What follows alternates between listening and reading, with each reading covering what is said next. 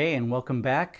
In case you were wondering, that opening title sequence was not above 400 feet AGL.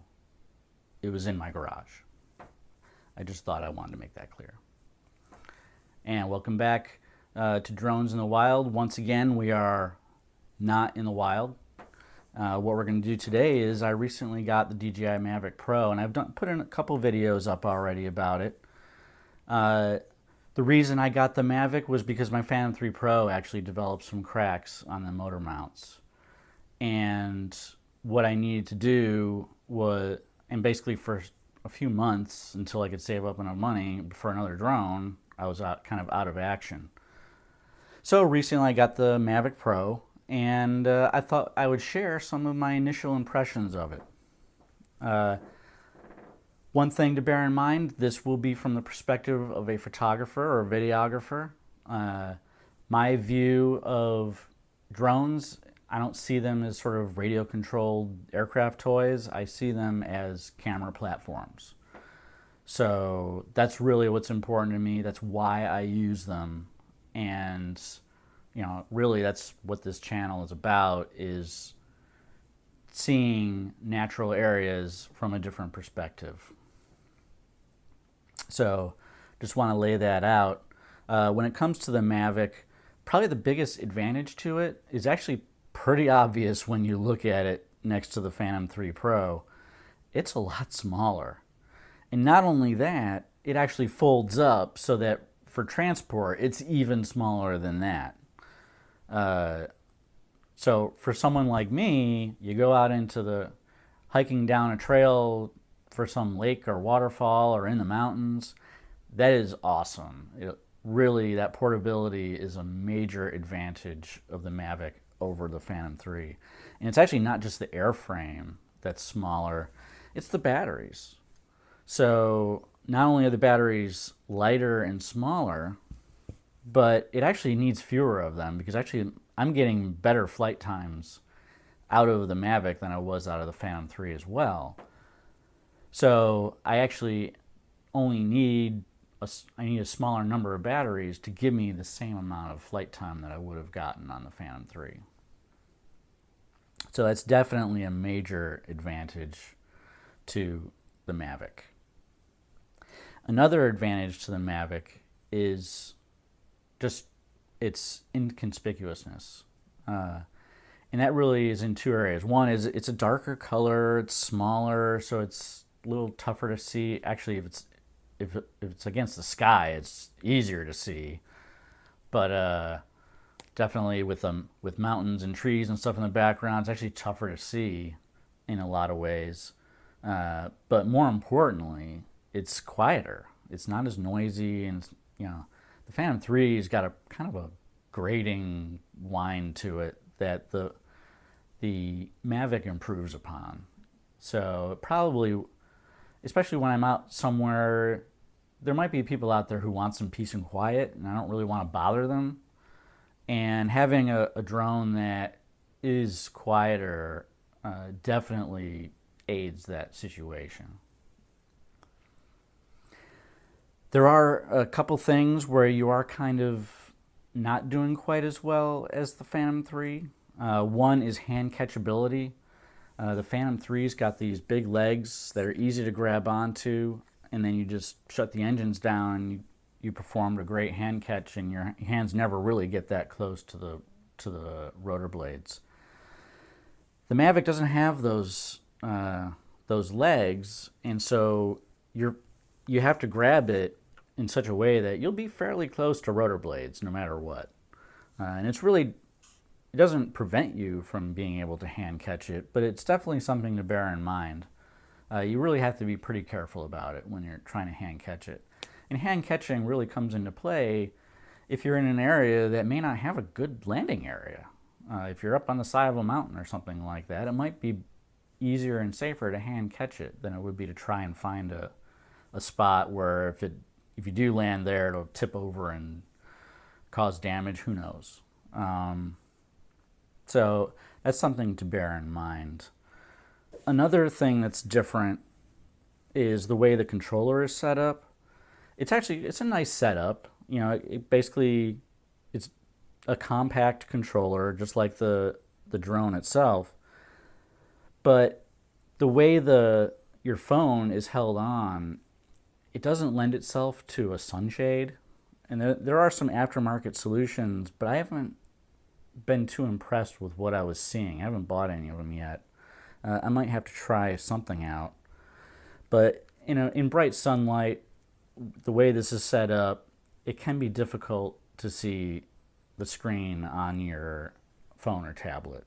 And that's something to bear in mind. Hopefully, maybe I'll try out one of these. The ones that seem to look better are the ones that actually have a bracket and completely alters how the phone attaches to it, and then provides some shading for the phone. That's something to bear in mind as well. Another issue, and this is very important for videographers, the Phantom 3 has got a screw-on UV filter from the factory. And in my case, after lots of trials and tribulations, I settled upon Taco filters, and they just screw on in place of the UV filter. I ended up getting the same brand for the Mavic because I was very happy with them, and I'm still happy with them. But it seems that all the filters for the Mavic are slip-on types. They're also much smaller. And so it's definitely a little more of a hassle working with filters. Now, for video, you have to anyways. ND filters are an essential element of any video work. And for a drone, especially if it flies high, it's in the broad sunlight, you're gonna need ND filters for it in almost every scenario, because you want to get that shutter speed down to around 1/60th or 2 times whatever frame rate you're using. So that's something to bear in mind, and it's a little bit more of a pain. One thing I recommend with the Mavic is that you bring a lens cloth, because the filters are so small, you're almost guaranteed to get fingerprints on the filter itself. If you have a little lens cloth with you, you can just give it a little wipe down and be on your way. One area where they're pretty similar is in their video quality. They both have the same size sensor, they're both 4K capable, and they both have the same video bitrate for that 4K. And basically that results in picture quality that's very similar. One thing with the Mavic, it does have a focus point. So you can set it to continuous focus, but you will have to set that focus point. And if you're not using continuous focus, you will definitely have to set that focus, and as well as where the point is on the screen, to make sure you get what you want in focus, and that will give you that awesome picture quality. You always want things in focus. So that said, I find video quality to be virtually identical between the two craft. Another area which kind of surprised me is stability in windy conditions. I've actually found it to be almost identical in how they handle windy conditions, and that kind of surprised me because the Mavic is smaller, lighter, and has lower horsepower motors. And it turns out it actually maintains stability just as well as my Phantom 3 does. Maybe the Phantom 3's got a less sophisticated algorithm for that. Maybe it's got a little more sail area to catch that wind. I'm not sure, but actually the Mavic was really just as stable. And the Mavic tells you when you're in a little bit dicey situation when it comes to wind as well. In fact, that happened on both of my last two videos, and I brought it down each time. But overall stability I find to be very similar between the two. One interesting tidbit about the Mavic is that it actually senses actual AGL altitude. The Phantom 3 really only knows where it is relative to the launch position. So if you set a 400-foot max altitude, you can go 400 feet above your launch position, and then if you move over to an area where the terrain drops off dramatically, it doesn't even know. Well, the Mavic does know. So the Mavic will try and keep itself, under that limit that you set in there, and it's using actual AGL. And I found that out in my Mount Patterson video. I took most of the flight operations were from a ridge north of the summit of Mount Patterson, and if I flew off that ridge and the terrain was dropping pretty steeply, it would actually warn me out. You're at max altitude, even though I was only about 10 feet above the launch position.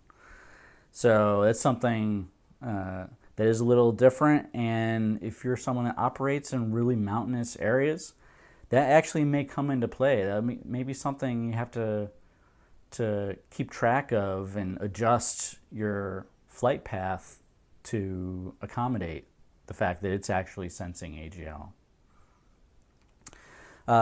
Lastly, with the new firmware, they introduced a fixed wing flight mode on the Mavic. I'm going to show a little clip of my first test of that right here. But really what it seems to be is just a sort of simulation of fixed wing flight.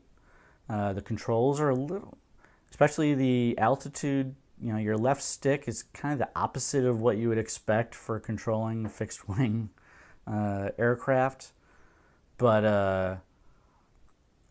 and I can't, if you try more extreme maneuvers, it got a little juddery, but I can see some sort of niche use for that. You're always looking for new ways to sort of simulate existing cinematography with the drones. I mean, that's really what it's all about. You don't want the end user to think that you're in a drone. You want them to think that it's, a crane or a jib camera or a helicopter or something like that in a Hollywood movie. That's what you're trying to achieve, is that kind of movements with the drone. And that's another tool in the tool bag for doing that. So is it something I plan on using very often? Probably not. But hey, like I said, it's a tool in the tool bag. That said, I hope you like what you saw. If you did, give me a thumbs up and subscribe, and we will see you on the trail.